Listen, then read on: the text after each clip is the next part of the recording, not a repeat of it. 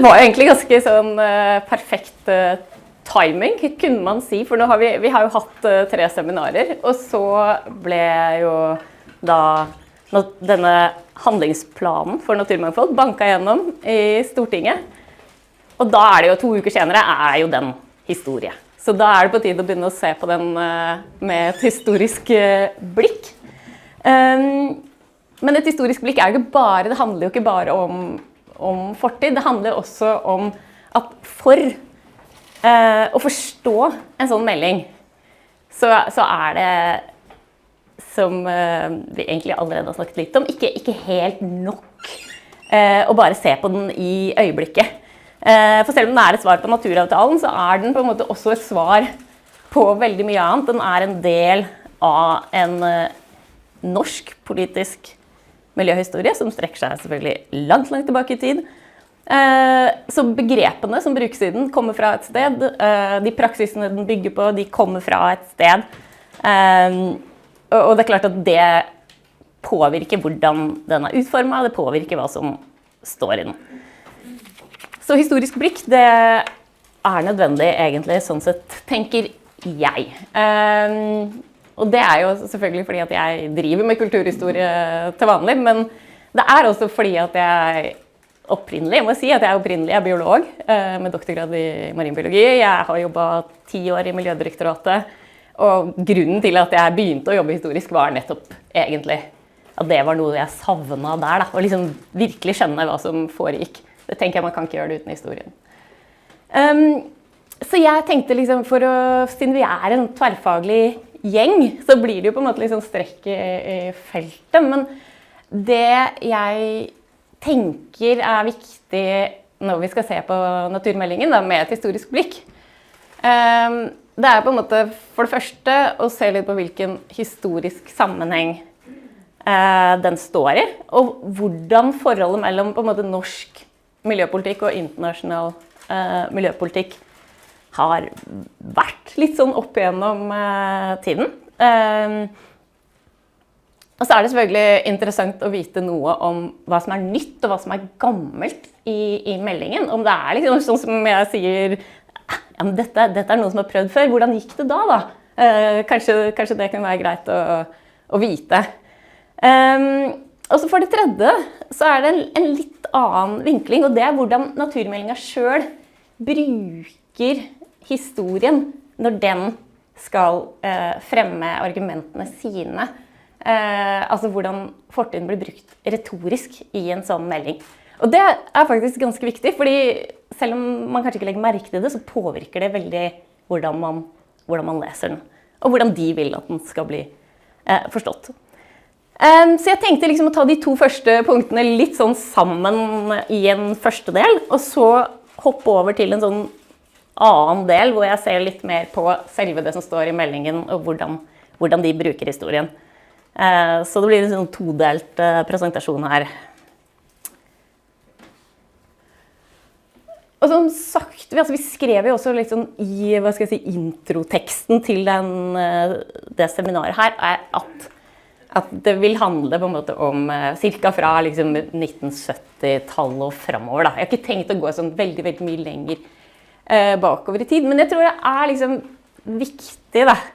Fordi at du sa jo litt grann, Vigdis, i den første, om du dro opp en tidslinje som var veldig internasjonal og som endte i naturavtalen.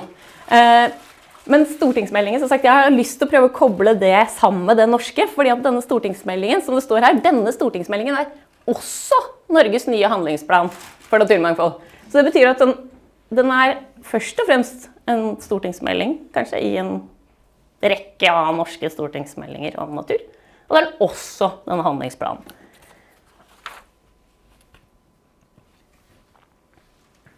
Så her da den historiske linja som ble dratt opp i det første seminaret for de som var der. Og det jo masse ting som skjer internasjonalt. Og det som jeg hadde lyst til var på en måte bare å legge på en masse ting. Som begynte liksom Dette den første naturforeningsloven fra 1910. Oi, trykket jeg uten å ville det. Sånn. Og så det Mardalaksjonen og Miljøverndepartementet og forurensningsloven og Alta og Bellona og naturmangfoldloven og stortingsmeldinger og veldig mange ting som skjer. Men da blir bildet bildet blir veldig sånn intenst og litt komplisert. Så derfor så tenkte jeg å ta det litt sånn ned igjen ved å velge 3 årstall som man kan gå litt inn i, og som litt interessante, på en måte, som på en måte litt sånn møtepunkter, kanskje man kan si, mellom norsk miljøhistorie og den her internasjonale historien. Tror det kan I hvert fall være en bra måte å gjøre det på. Og da var det jeg tenkte å starte I 1972. Og det var et veldig sånn intenst år for de som var opptatt av natur og miljø da. Det var nemlig det året hvor det på internasjonal side var den første verdensomspennende FN-konferansen om miljø. Den ble avholdt I Stockholm I juni. Og det munnet ut I Stockholm-erklæringen og for eksempel at UNEP ble opprettet. Sånn at den var kjempeviktig sånn internasjonalt, sånn på FN-nivå. Og her ser vi han var leder for konferansen, Maurice Strong, for FN. Og her syklet de da gjennom gatene I Stockholm til konferansen som en sånn der, ja, hva skal vi kalle det, en event. Men for Norge da, så var jo 1972 det året da Miljøverndepartementet ble opprettet. Og det skjedde I mai 1972, og det gjorde at Norge da kunne være det eneste landet som møtte opp med en miljøvernminister på denne Stockholmskonferansen. Og det var klart, det var jo stas. Så sånn sett så kan man jo si at ja, Norge opprettet Miljøverndepartementet og fikk seg en minister for å kunne stille med en miljøvernminister på den internasjonale konferansen. Og det klart, timingen den jo helt sikkert ikke tilfeldig, mai 1972 og juni 1972. Men samtidig da, så det jo liksom ikke sånn at et departement bare oppstår veldig sånn kjapt. Så det her var jo noe de hadde diskutert I mange år allerede I Norge. Og I 1968 så opprettet den daværende regjering det som het ressursutvalget, eller naturressursutvalget, som skulle da utrede en masse ting, men de skulle blant annet utrede hvordan man skulle organisere miljøforvaltningen, om det skulle bli liksom et departement, eller om det skulle være avdelinger I forskjellige departementer og sånn. Og det her var liksom et stort tema på tvers av. Det blir jo veldig ofte sånn at det partiet som har regjeringen akkurat når det skjer, det de som blir husket for det. Men det var et tema på tvers av politiske linjer. Og veldig, veldig mange partier hadde nå liksom egne miljøpunkter I partiprogrammene sine. Det fikk de kanskje I 1969. Og det gikk rykter da, om at dette departementet skulle opprettes. Og så leverte ressursutvalget sin innstilling. Og da hadde jeg bare litt lyst til å nevne et par ting om den, for det her var liksom ting de var enige om. Og det jo åpenbart, det handler jo om naturressursene våre, for det var på en måte det het da. Men de har også på en måte, et punkt som de helt enige om, og det at vilkårene for vårt naturgitte dyre- og planteliv skal opprettholdes. Dyre- og planteliv som truet av undergang må gis muligheter for å overleve. Så det var masse de var uenige om, organisering og sånne ting, men de var veldig enige om de grunnleggende tingene da. Eksisterende naturforurensninger, de må opphøre, og nye må unngås, og så videre. Og de var opptatt av areal også. Utnyttelse av arealene må skje på en måte som hindrer unødige inngrep av uopprettelig karakter. Så hvis jeg går et hakk videre her, om jeg klarer det. Sånn. Så var det her også noe som gjenspeiler seg i mediene på samme tid. Dette 3 helt nesten tilfeldig valgte avisinnlegg fra 1972. Fordi i 1971 så hadde det også kommet en stor internasjonal forskererklæring. Og det kjempeviktig å huske på. Den ble kalt for Menton-erklæringen, fordi den ble underskrevet der. Og det var det over 2000 biologer som hadde skrevet under på denne erklæringen som advarte menneskeheten mot miljøødeleggelser, krig og liksom at verden kunne gå under. Og det som de skriver her, så gjelder det menneskeheten, men det gjelder også folk i Midtre Troms, som Troms Folkeblad skrev. Og jeg hadde også utrolig lyst til å sitere fra dette leserinnlegget, fordi det er også noe med å liksom huske på. Det lett å tenke tilbake og se for seg en sånn veldig sånn radikal politisk bevegelse. Men han her var første viseformann i Unge Høyre, og skrev leserinnlegg: «Jeg kan ikke tenke meg noen mer ekte konservativ oppgave enn å bevare miljøet og de økologiske systemer som er grunnlaget for alt liv.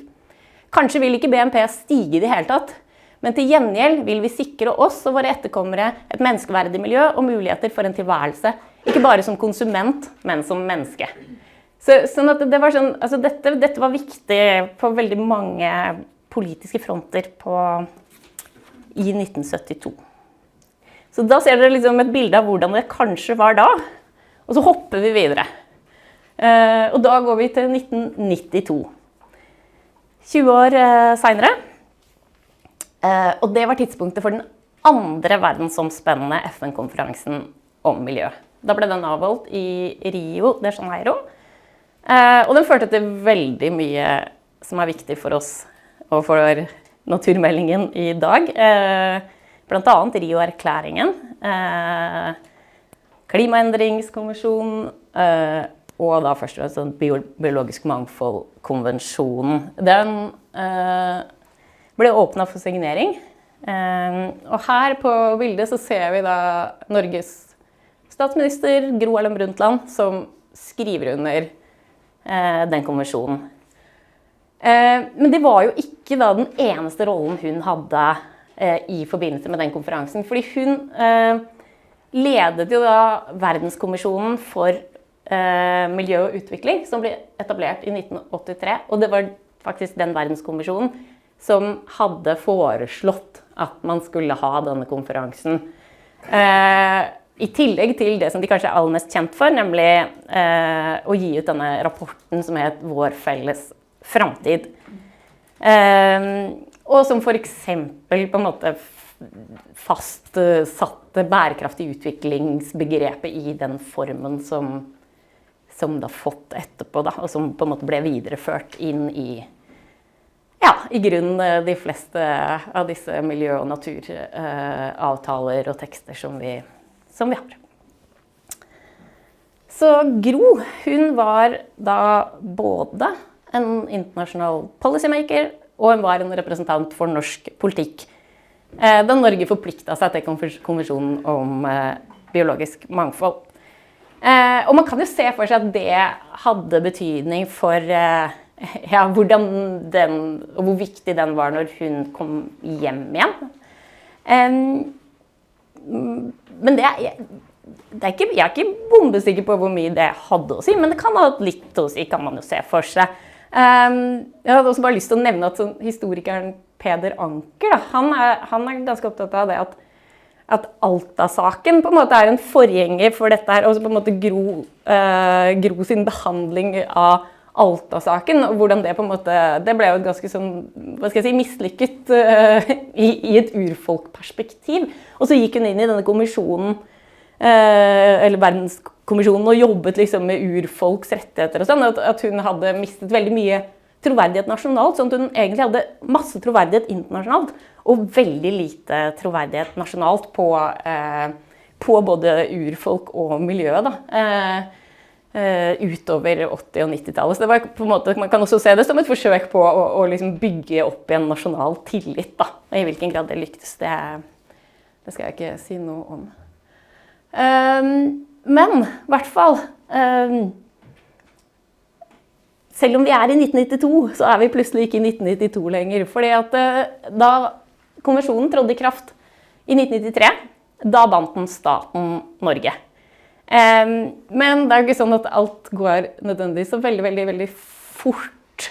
Så det å binde staten Norge en ting, men så skal det jo inn i lovverket for å binde folka i Norge, for å si det enkelt. Og først var det diverse stortingsmeldinger, og så kom den første handlingsplanen for natur i 2001, som fastslo da opprettelse av Artsdatabanken, og fastslo behov for juridisk og økonomisk samordning på området. Og så, litt sånn parallelt med det, så måtte man jo utrede hvordan man skulle lage dette lovverket som innførte Biomangfoldkonvensjonen i Norge. Og så, når det forslaget kom i 2004, så tok det 5 år til, og så ble naturmangfoldloven vedtatt. Og så kan du si, når en lov vedtatt, så har jo den loven ofte ganske mye sånn, om man skal kalle det huller eller hva, men i hvert fall ting som skal spesifiseres i forskrifter. Så da tar det jo litt tid etterpå å lage forskrifter. Så for eksempel forskrift om fremmede organismer under den loven, som faktisk sier hvordan ulike fremmede organismer skal behandles. Den kom da i 2015, og trådte i kraft i 2016. Så det viser jo på en måte at historie, hvis man ser historisk på ting, da, så hvis man kikket historisk på hva som skjedde etter CBD 3 år senere, eller 5 år senere, så vil man kanskje bli mer deppa enn vi blir i dag, da, når vi ser at vi faktisk har en naturmangfoldlov. Og så et nytt hopp, fordi da vi jo nesten fremme i dag. Hopper 30 år denne gangen til 2022. Og øyeblikket da naturavtalen ble vedtatt. På det 15. partsmøtet under Konvensjonen om biologisk mangfold. Og her det ikke så veldig mye annet å si enn at ja, norske myndigheter de var glade. Og folk som her i rommet vet veldig mye mer om hvordan det var og hvordan det føltes. Så jeg skal egentlig bare si at det da medførte jo den naturavtalen et krav om at man skulle lage en handlingsplan. Og det har jo norske myndigheter gjort. Klappet og gjort det. Så kan man kanskje si, ikke sant? Og da det jo igjen et spørsmål, ville de laget en stortingsmelding om natur og naturmangfold uten den avtalen? Kanskje de ville det. Det kom jo mange stortingsmeldinger før naturavtalen også.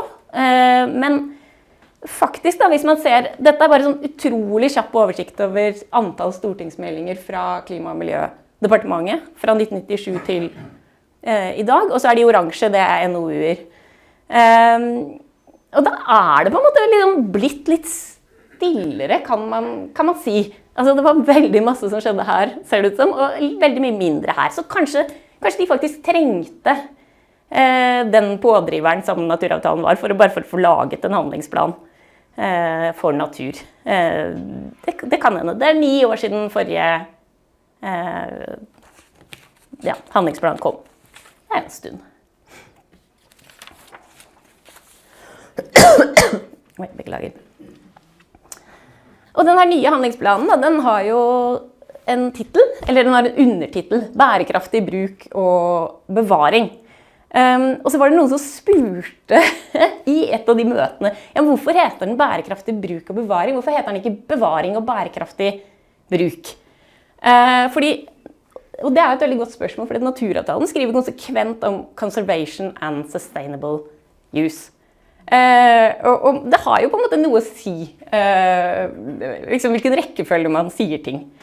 Og det faktisk, det en ting som historien kan svare på.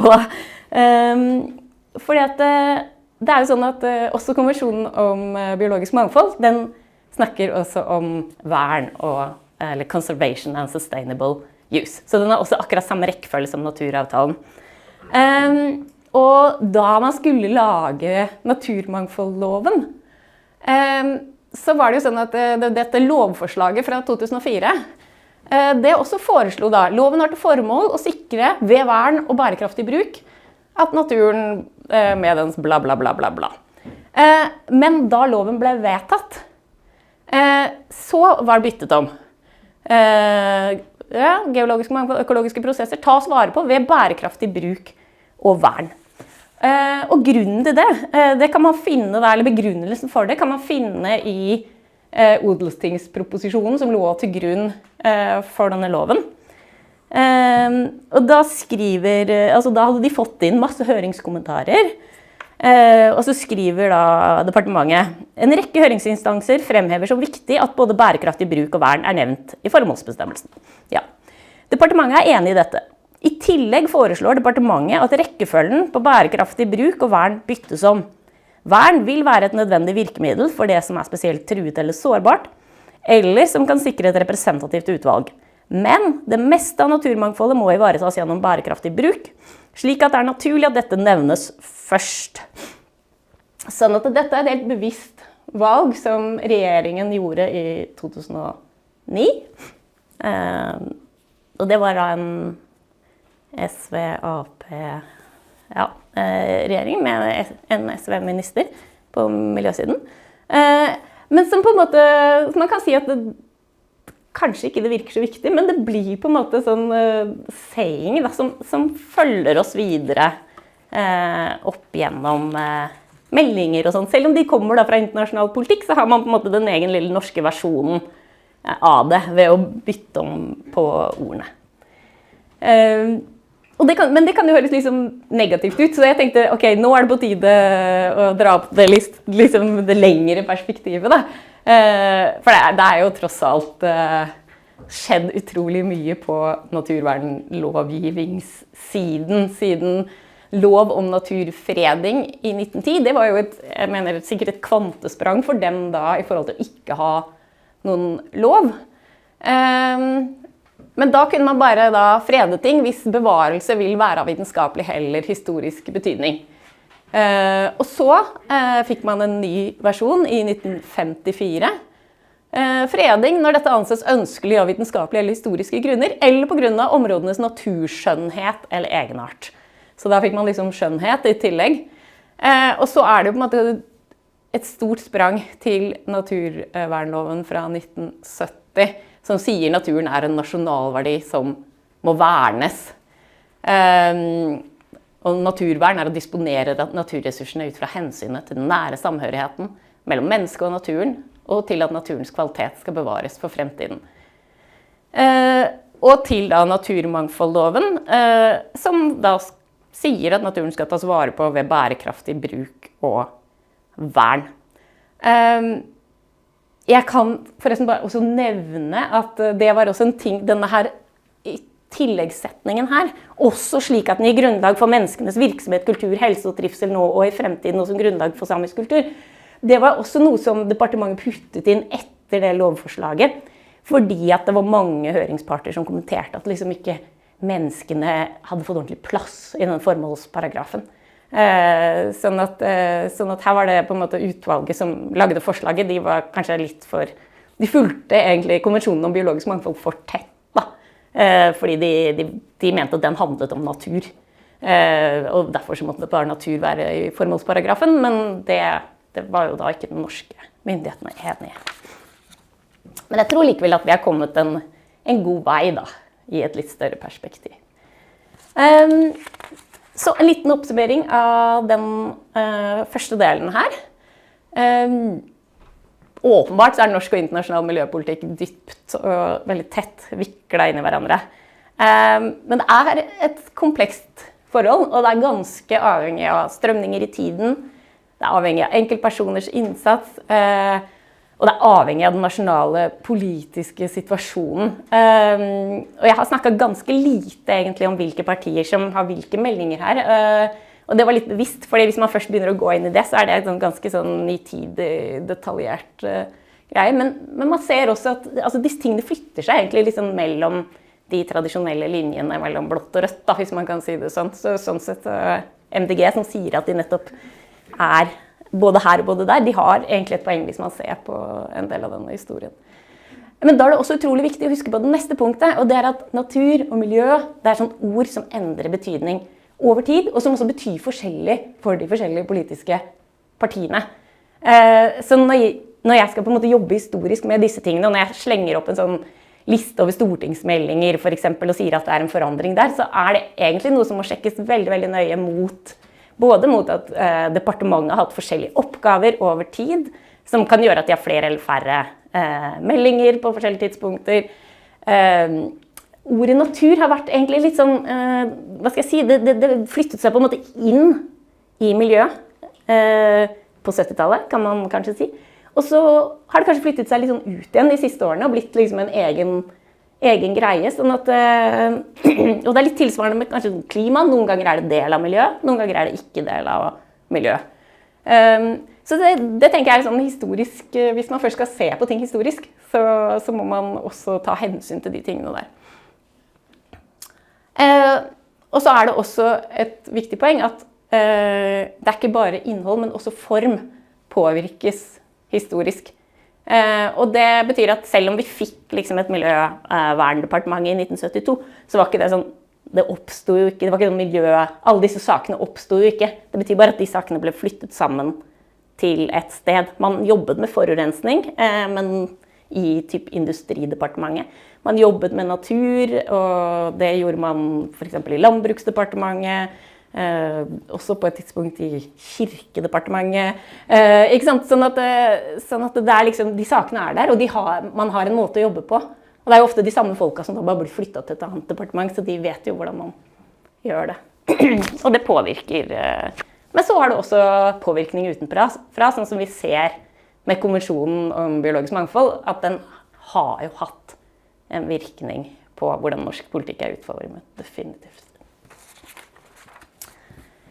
Og så tenkte jeg liksom å gå over til den her med hvordan den meldingen her bruker historien. Altså hva slags historie det de forteller og bygger på, og da blir det litt sitater, for sånn må det jo være for historikere, eller så særlig kulturhistorikere. Så jeg elsker jo nærlesing, og det betyr å på en måte gå veldig sånn tett inn på teksten og se hva det de skriver.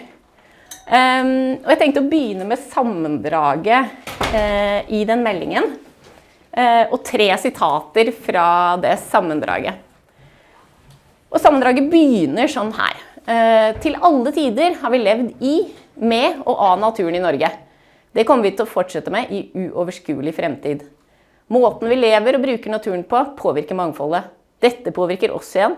Slik har samspillet mellom folk og natur vært i århundrer, og slik vil det fortsette å være.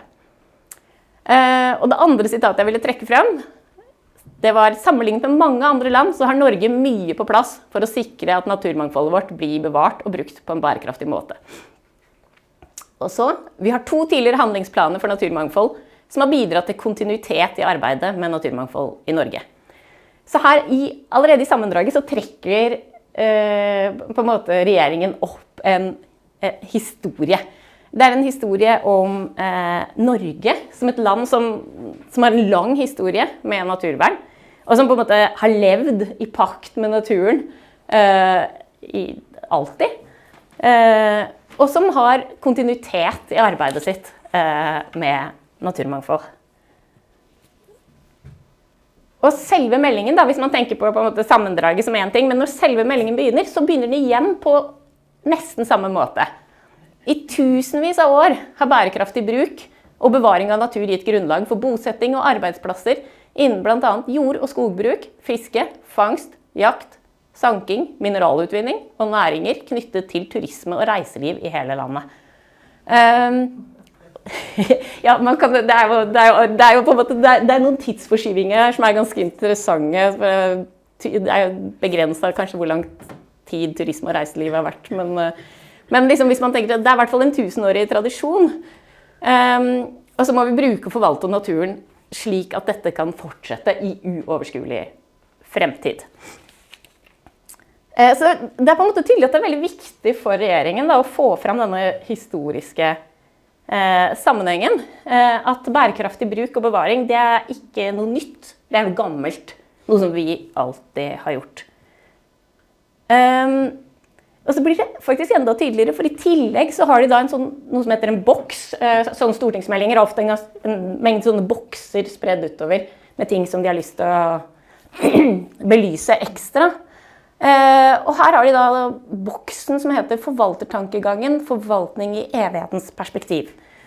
Norge har en lang tradisjon for bærekraftig forvaltning av naturen.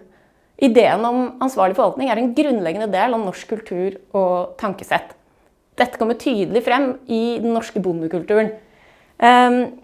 Så igjen så det på en måte dette her at forvaltning, bruk av naturen og på en måte bærekraft, det noe vi i Norge alltid har drevet med. Og det faktisk kanskje først og fremst noe bønder alltid har drevet med. Og det betyr jo at man egentlig ikke trenger å endre seg så mye, man skal ha respekt. For det står her også, respekt, ikke sant? Man har respekt for naturressursene, men naturen skal også forvaltes med respekt for denne lange historien av ansvarlig bruk. Sånn at det betyr jo på en måte, det ikke bare at man skal ha respekt for naturen, men man skal også ha respekt for de som har forvaltet den. Beklager. Og jeg tenker at det liksom interessant at de sier jo ikke disse tingene bare, hvis de bare sa det en gang, litt i forbifarten, men de sier det på en måte om igjen og om igjen i meldingen. Så det tydelig at meldingen har et veldig viktig budskap, og det at dette ikke nytt. Og det egentlig litt uvanlig, for veldig ofte så ønsker man jo å presentere, når man kommer med en stortingsmelding, så det faktisk veldig ofte omvendt at man ønsker å presentere det som man skal gjøre som noe nytt. Men her det viktig å presentere det som noe gammelt.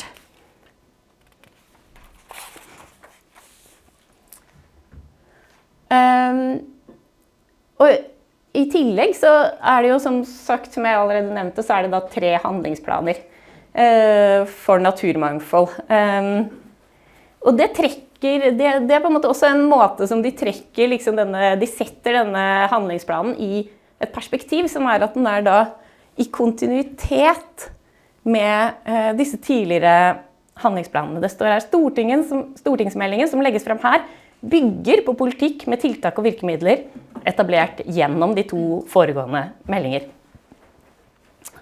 Og da var det jo altså 9 år siden den forrige meldingen, og den var laget av en annen regjering på helt andre enden av skalaen. Og likevel så det på en måte nettopp det med kontinuitet til den meldingen man ønsker å trekke fram. Så det synes jeg faktisk var veldig interessant, og kanskje litt sånn, som sagt, litt sjeldent. Og så tenkte jeg liksom, så kikket jeg litt da på denne første handlingsplanen som de viser til.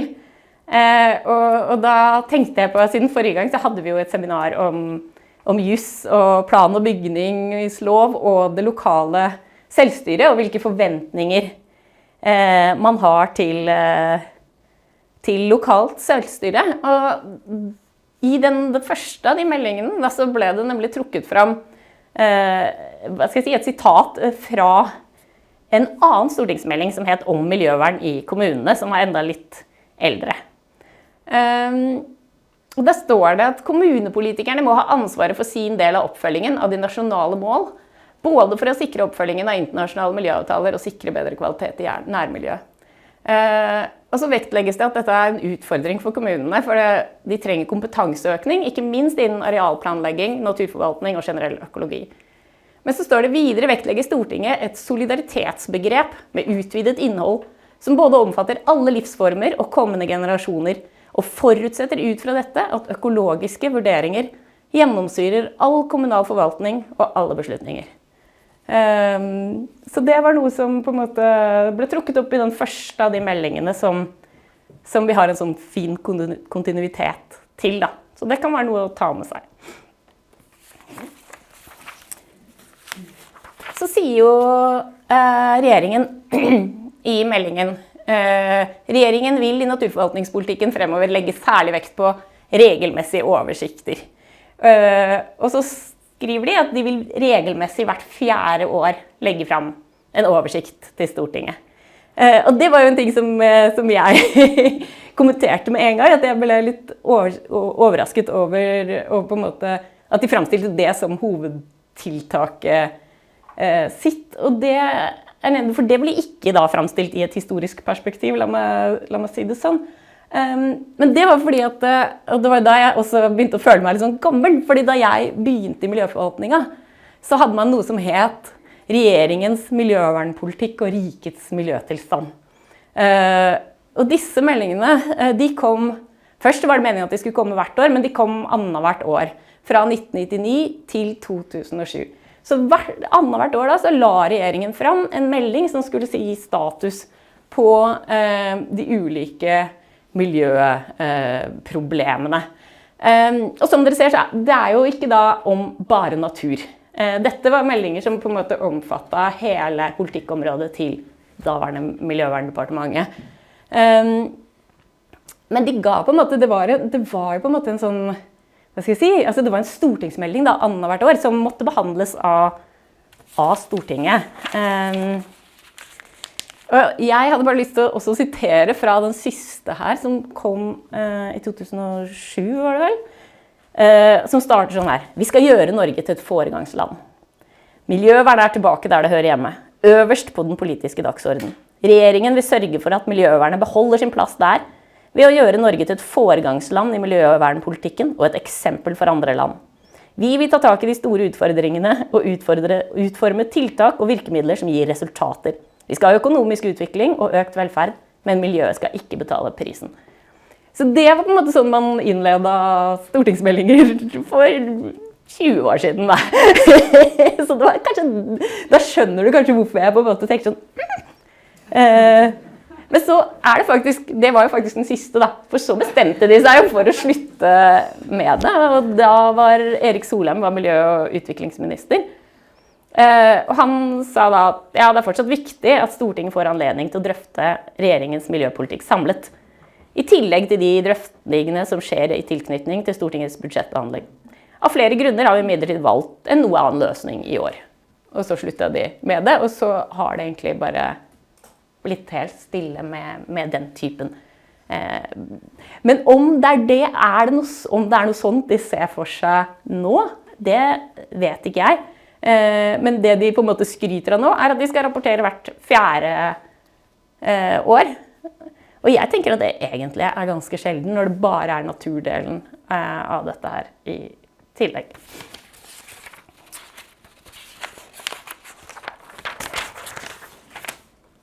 Så tenkte jeg at jeg skulle kanskje rekke å få tid til spørsmål da, så jeg slutter etter denne her. Så da det jo liksom begynne å oppsummere og tenke sånn, ja, hva kan vi lære? Hva kan historien hjelpe oss med? Her da. Så tenkte jeg sånn, ok, nå skal jeg gå i gang og være skikkelig positiv.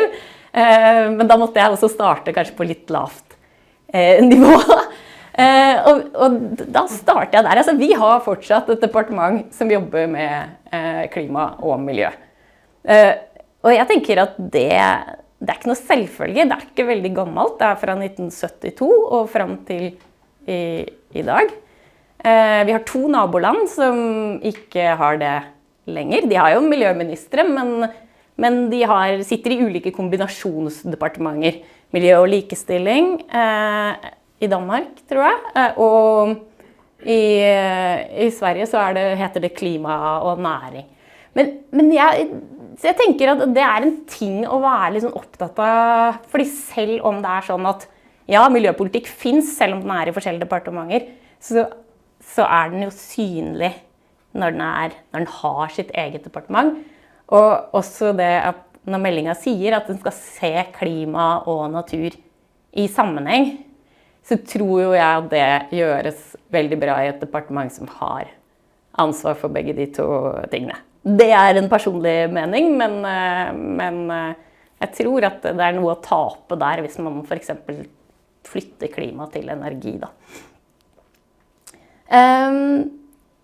Ja, og så for det andre da, som liksom i det positive hjørnet, så det jo ikke sånn at gjennomføringen av naturavtalen, den jo ikke ferdig med denne meldingen. Så i historiens lys da, som jeg sa om naturmangfoldloven, så er det på en måte så er det jo prosesser. Og det kan hende at vi ser om 10 år at akkurat naturavtalen har hatt en effekt, at denne rapporteringen hvert 4. år vil ha en effekt. Men jeg er litt usikker, fordi at jeg tenker at det er ganske sjelden. Og også litt usikker, fordi det er jo en ting som jeg ikke har nevnt her i det hele tatt, og det er jo Aichi-målene. Og det er jo en grunn til det. Det er egentlig ikke så veldig mange som snakker sånn supermye om dem. Men det er jo fra på en måte den forrige avtalen. Og det er jo sånn at en konvensjon, den binder staten, men en avtale binder jo ikke staten på samme måte. Så det er på en måte frivillig arbeid som man forplikter seg til, da. Ja. Men så tenkte jeg liksom på, for det tredje, så fordi, sånn som jeg sa da, når vi satt i det her første møtet, så ble jeg ble frustrert når jeg leste den meldingen. Og det var selvfølgelig fordi at det ikke var så veldig mange, på en måte, det fremstod ikke så konkret, sånn tiltaksmessig. Men jeg tror også veldig mye handlet om den retorikken som den meldingen la opp til. Den ideen om kontinuitet. At man ikke trenger, på en måte at man ikke har, på en måte, eller at en sånn melding da, som kommer bare, kanskje hvert 10. år, liksom, ikke engang viser en entusiasme for sitt eget område og felt, og på en måte ikke har den der vi skal bli best, eller vi skal bli bedre, men vi skal bli sånn cirka like gode som vi er allerede, og som vi egentlig har vært i 1000 år. Så det tror jeg var det. Og så er det jo på en måte litt sånn da, at akkurat særlig i den norske politikken, at timing is everything. Det hadde vært interessant hvis den meldingen hadde blitt lansert et halvt år senere, om hva som hadde skjedd da, men det ble den ikke. Og nå er den jo ferdig behandlet. Så da blir det heller bare spennende å se hva som skjer mer. Yes!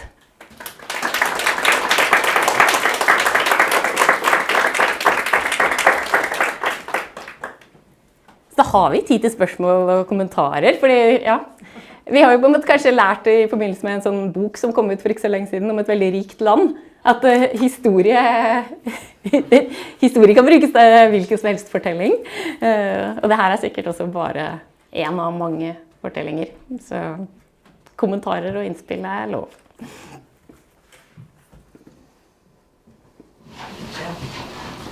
Ja, takk. Mitt navn er Endre Tvinneheim. Jeg er professor på Institutt for politikk og forvaltning. Og jeg er også prorektorkandidat for de som er de som er Buttons. Jeg synes dette her er veldig fascinerende, og det er også kanskje litt forstemmende det du sier om denne besvergelsen om at kontinuitet, vi har alltid tatt vare på naturen. Og det er jo en veldig vakker fortelling, men det virker som jeg hører det i alle fall, at kanskje maktperspektivet ikke egentlig er så veldig mye til stede i disse her. Altså, lokale interesser, man ønsker jo å ta vare på lokal natur, men det er også mange som har lyst til å omgjøre lokal natur til penger. Og hvor kommer disse konfliktene frem? Er det noe man på en måte bare børster under teppet, eller er det noe som man ikke ønsker å snakke så mye om, eller står det i andre deler av rapportene som du ikke har nevnt i dag? Altså, det er på en måte, det kommunale selvstyret er jo superviktig i denne rapporten. Du fikk jo ikke vært på den om plan- og bygningsloven og sånn, men Ingunn snakket ganske mye om det da, fordi at nettopp fordi denne stortingsmeldingen, hva skal jeg si, altså tiltakene, altså alt er på en måte veldig knyttet opp mot at de må bestemme mest mulig, de må ta de avgjørelsene som er på en måte best for seg. Og så da kommer på en måte dette bare med av seg selv, og det tror jeg altså denne fortellingen er jo laget for å liksom, hva skal jeg si, begrunne at da vil det skje, bare ved at kommunene styrer etter det som er best for den kommunen da.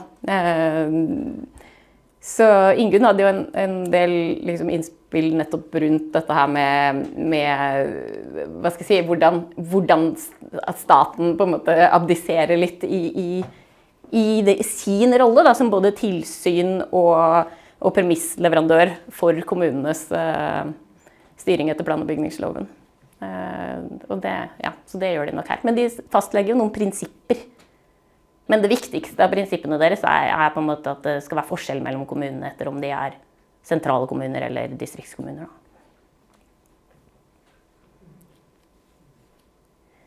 Vigdis. Jeg kan bare, tusen takk for en veldig, veldig interessant gjennomgang, og det jo litt sånn, både litt forstemmende som vi har vært inne på, men også litt sånn veldig, veldig viktig, tror jeg, å ha med seg det her perspektivet, at det noen lange linjer her. Og så det jo også sånn at vi lever jo en sånn, den kontrafaktiske historiefortellingen, da, hva hadde skjedd hvis vi ikke hadde hatt de her tingene? Og det jo alltid sånn at den verden vi lever i nå jo på ingen måte perfekt, men det heller ikke det verste, eller det kan jo spørre seg om akkurat i dag da, men vanligvis så tenker man at det ikke den verste av alle tenkelige verdener. Så jeg litt sånn interessert å høre fra deg, liksom,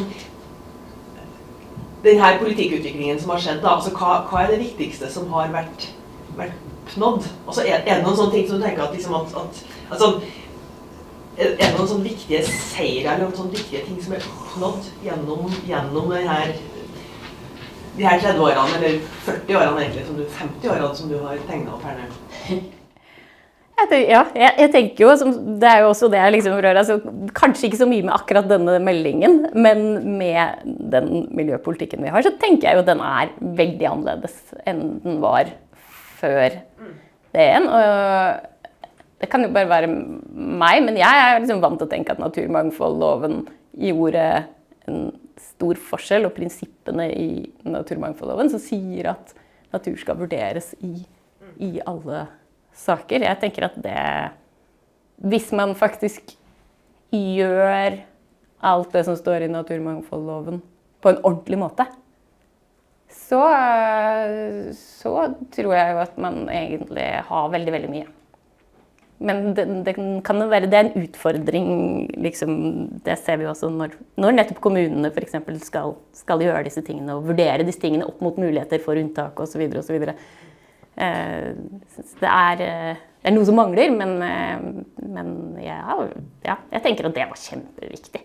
Men så tenker jeg også at og det noen ting som ikke jeg snakket opp i blandingen av det, hva skal jeg si, nasjonale og internasjonale, men ikke sant, sånn som EUs vanndirektiv for eksempel.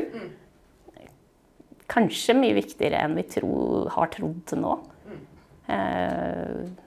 Kanskje det kan spille en viktig rolle, for eksempel i den type saker som Engebø-fjellet-saken og sånne ting. Så det tror jeg også, det har jeg ikke snakket om i det hele tatt, men det jo også en sånn ting som jeg tenker, da Norge tok det, så fikk vi også noe nytt og spennende som kan brukes til noe.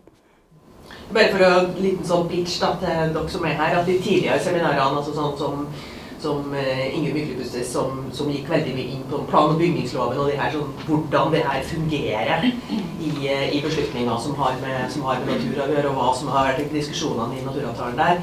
De blir lagt ut på CESAN sin hjemmeside etter hvert, bruk de, spre de og så videre. Ja, men problemet at de må tekstes. På grunn av diverse reguleringer så må de tekstes, sånn at de skal være tilgjengelige for alle, og det tar litt tid. Men de kommer ut der, og det gjør jo også det her. Så, ja. Jeg heter Kristin Gudbrandsen Frøyse, jeg energidirektør på UB, så jeg følger jo med arbeidet til CESAM så godt jeg kan. Jeg lurer litt på, nå har det vært veldig mange medieoppslag i senere årene om arealbygging, Norge bygd ned bit for bit, Vikenpark og veldig mange andre sånne eksempel. Ser en skifte i opinionen på dette, altså kanskje sånn svære hyttefelt ikke like populært i alle kommuner lenger og sånne ting. Altså, har folk våknet litt? Altså, kanskje det kan hende noen her som vet det enda bedre enn meg. Ja, ikke sant? Men hvis du ser på hvilke partier folk stemmer på, så har det vel ikke skjedd så veldig mye. For å si sånn, ja. Vi har fått data på at dette med hytter blitt mindre populært. Altså forbruk i den grad vi kan si noe om det, så kan det kanskje ha hatt en effekt i oppslagene om folk kanskje ikke tenker at man kan bare bruke uendelig med natur og stå utenom seg. Så det i hvert fall fra Norsk Medborgerpanel det vi har sett i det siste. Ja, Arne Kose. Tusen takk. Jeg biter meg veldig merke I at det veldig mye ordbruk som går I skal og må I disse meldingene. Noe som ser for meg ut, I den lille erfaringen jeg klarte å bygge meg opp I dette, forsvinner hen til bør og kan når det skal implementeres mer kommunalt. Det et historisk perspektiv som kan på en måte hjelpe meg for øvrig å se en trend I dette, eller det bare dette med at når du kommer ned til kommunalt selvstyre, så det ingenting som skal gjøres. Da det opp til de som bor der, holdt jeg på å si. Jeg tror nok at du kan se historiske endringer der også. Det jo for så vidt nå, jeg ser litt på Ingunn også, som jobber mye med plan- og bygningsloven, men det jo ikke sånn at altså, lovverket kan jo være klart og tydelig, for å si det sånn. Så det jo valg man gjør, og så hva slags type, altså når man skal på en måte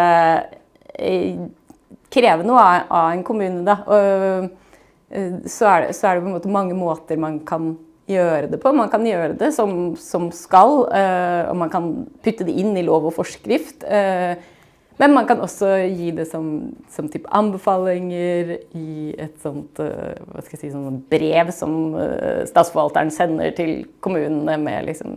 Og en ting som Ingunn har påpekt, det var jo nettopp altså, denne meldingen da, den sier at den vil sette ned prinsipper, men prinsipper har på en måte ikke en juridisk plass I plan- og bygningslovsystemet, så det blir på en måte noe som egentlig står utenfor. Ja. Og da blir det jo nettopp et kan- og bør-spørsmål egentlig, da, hvordan du vil forholde deg til de prinsippene, så lenge de ikke står inne I et annen type materiale med punkter som på en måte har en juridisk hva skal jeg si, signifikans, da, altså, som betyr noe juridisk.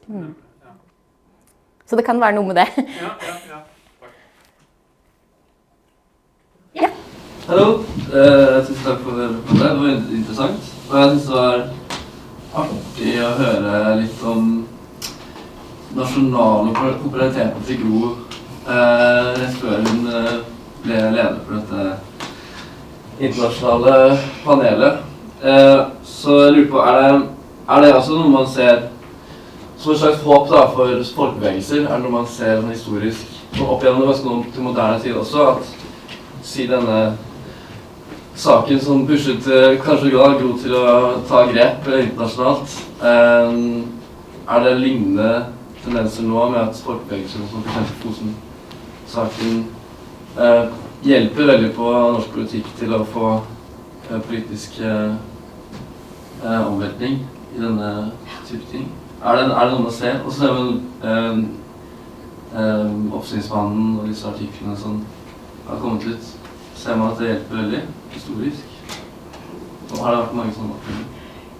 Altså, man trekker jo faktisk I hvert fall ofte fram de aksjonene, også den Mardøla-aksjonen på slutten av 60, altså rundt 1970, som var en aksjon for Fossen, Mardalsfossen I Eksdalen I Møre og Romsdal, og hvordan på en måte både den og Alta-aksjonen hadde betydning for hvordan vassdragsforvaltningen ble etterpå. Så selv om på en måte de sakene ble tapt, så har det på en måte vært hva skal jeg si, eller kan man på en måte I hvert fall bygge en fortelling rundt og si at ja, men de hadde en effekt fordi de skapte på en måte en prosess rundt vern av vassdrag og planen for vassdragene. Nå står den I fare igjen, og på en måte sånn at man kan jo alltid tape ting igjen.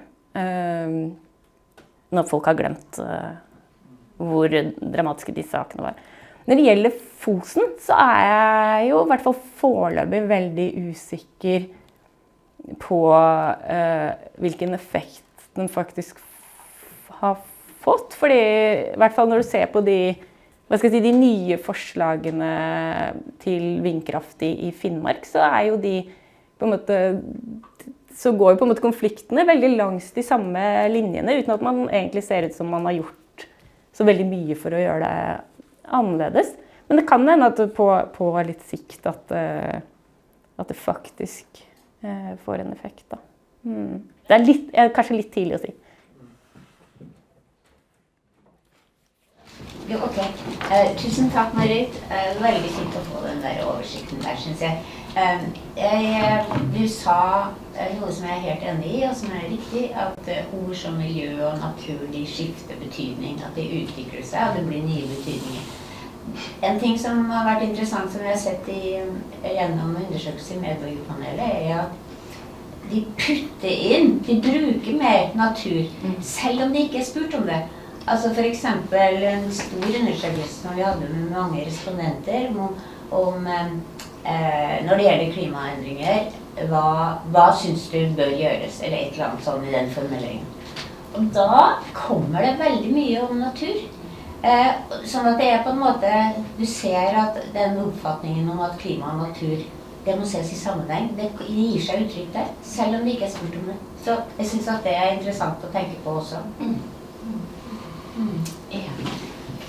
Da tror jeg tida er ute. Tida er ute, vi skal begynne å avslutte. Tusen takk til Marit igjen for et utrolig interessant innlegg, og så vil jeg bare si et par ting her om det. Det ene er at WWF har gjort en undersøkelse av de handlingsplanene som har kommet ut, fordi at av de 196 landene som skulle ha levert handlingsplaner, så er det jo faktisk bare noen og 40 som har gjort det. Så Norge har jo i det minste levert noe. WWF har analysert de planene som har kommet ut. Det ligger, hvis dere søker opp det på nettet, så ligger det ute. Ganske interessant. De sier om den norske handlingsplanen, så er det i oppsummeringsteksten "It is not action-oriented", så jeg tror det oppsummerer en del av de tingene som vi har sagt. Samtidig så er jo Gjelland Eriksen for eksempel veldig opptatt av å si at i stedet for å sette ned spesifikke ting som skal gjøres, så jobber det med systemer sånn at alle er nødt til å ta mer hensyn til natur i alle beslutninger. Han mener det fungerer, vi får se hvordan det sparker av gårde.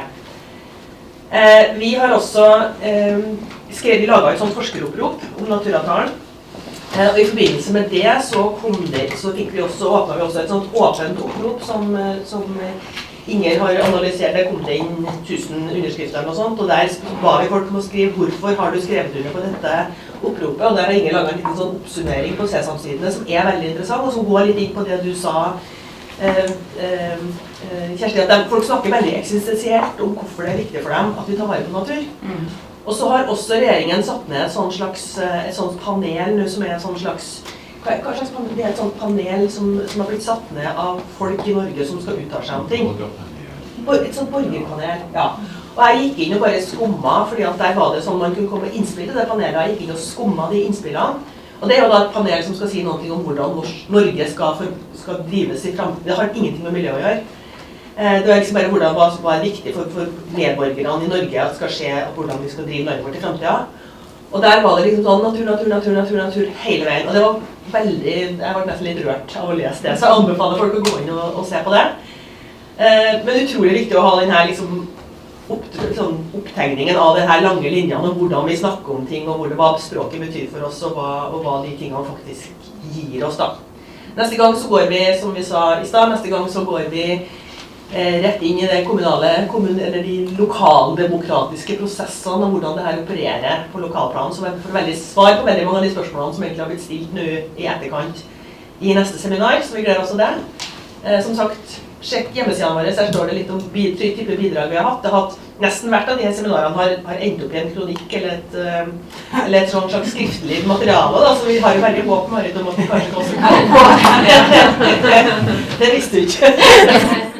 Og vente etter Forskningsrådets søknadspris da. Tusen takk for oppmøtet alle sammen. Ta med dere mat på vei ut hvis dere trenger det, og så ses vi neste gang.